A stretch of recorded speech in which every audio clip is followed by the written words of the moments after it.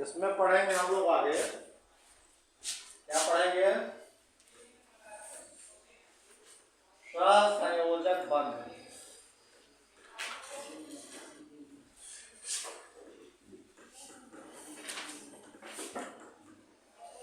ठीक है ना? सहसंयोजक बंध हम किसमें देखेंगे? हाइड्रोजन में। हाइड्रोजन में देखते हैं। हाइड्रोजन ये का परमाणु क्रमांक कितना होता है तो बताएगा? एक।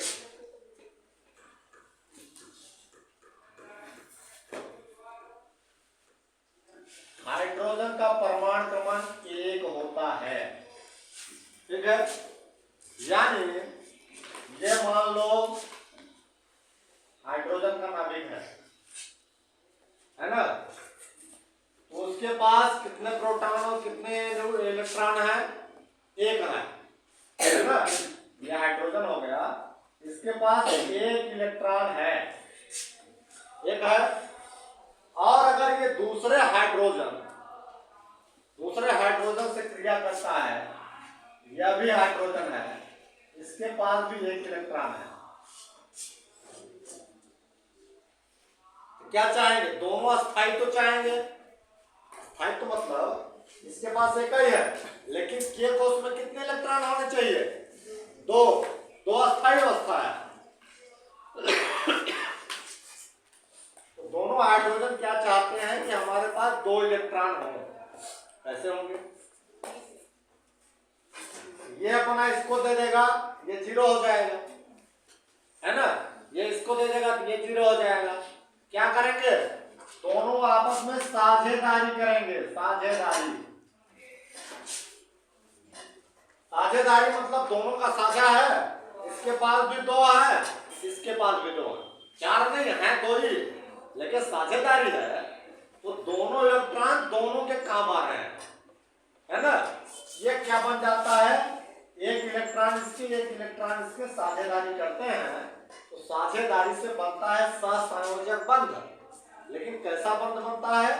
एक बंध बनता है, क्योंकि एक इलेक्ट्रॉनों की साझेदारी हो रही है ना? दोनों के पास एक इलेक्ट्रॉन है, एक इलेक्ट्रॉन की साझेदारी हो रही है। यह क्या बनता है? एकल सहसंयोजक बंध।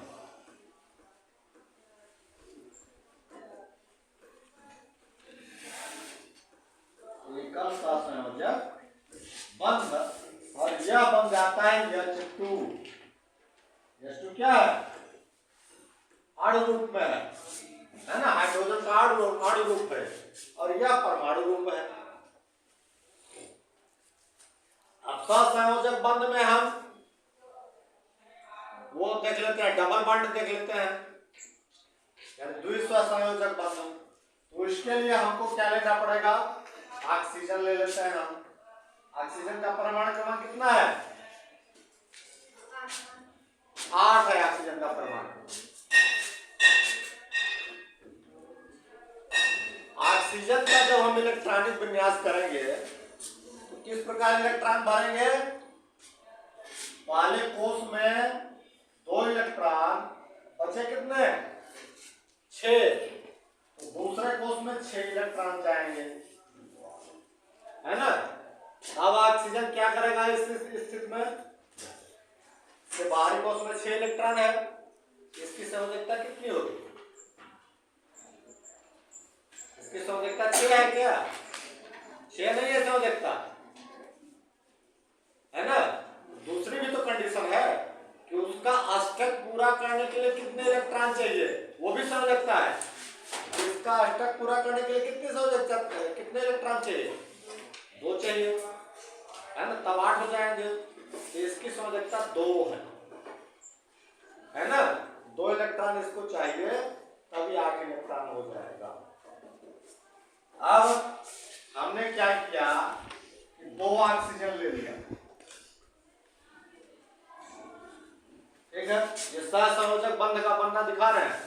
सहसंयोजक बंध आपस में बनता है जब समान प्रकार के परमाणु आपस में क्रिया करते हैं तो उनके बीच में सहसंयोजक बंध का निर्माण होता है। जब 2 परमाणु अलग अलग होते हैं दोनों परमाणु अलग अलग है, उनका परमाणु क्रमांक अलग अलग है। तब जो यौगिक का निर्माण होता है वह उसमें आयनिक बंध का निर्माण होता है ना। तो ऑक्सीजन के बाहरी कक्षा में कितने इलेक्ट्रॉन हैं? 6 इलेक्ट्रॉन है। 1 2 3 4 5 और 6। ठीक है।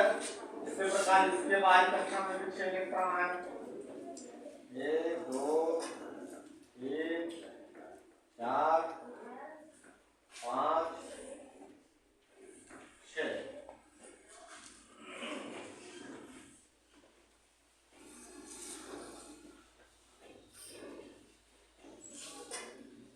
ठीक है। अब क्या होगा? इसके बाहरी कक्षा में 6 इलेक्ट्रॉन है, इसको अपना अष्टक पूरा करने के लिए कितने इलेक्ट्रॉन चाहिए? 2 इलेक्ट्रॉन चाहिए। इसके 2 इलेक्ट्रॉन आपस में साझेदारी करेंगे। ये इलेक्ट्रॉन साझेदारी कर लिया और ये इलेक्ट्रॉन साझेदारी कर लिया। इसके पास भी 8 इलेक्ट्रॉन हो गए और इसके पास भी 8 इलेक्ट्रॉन हो गए, क्योंकि दोनों की साझेदारी हो, 2 इलेक्ट्रॉन। यहाँ 2 बंध का निर्माण हो गया, 2 बॉन्ड बन गए, है ना। ये क्या कहलाएंगे? ये डबल बॉन्ड हो गए।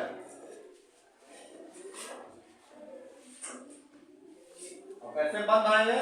सहसंयोजक बंध है, यानी इलेक्ट्रॉनों की साझेदारी से बने हैं। और यह परमाणु यह O2 बनाता है, O2 अणुरूप है। ठीक है। इसी प्रकार ट्रिपल बॉन्ड भी बनते हैं, 4 बॉन्ड का भी निर्माण होता है।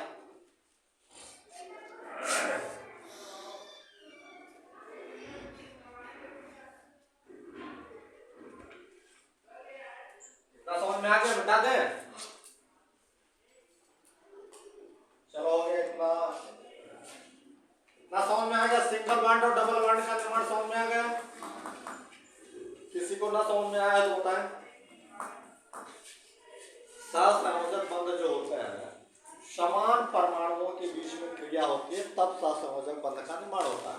यहाँ आप देख रहे हैं हाइड्रोजन और हाइड्रोजन के बीच में हमने क्रिया करा था, तब सहसंयोजक बंध बना। ऑक्सीजन और ऑक्सीजन के बीच में क्रिया हुई, तब सहसंयोजक बना, है ना। तो सहसंयोजक बंध समान परमाणु, ठीक है।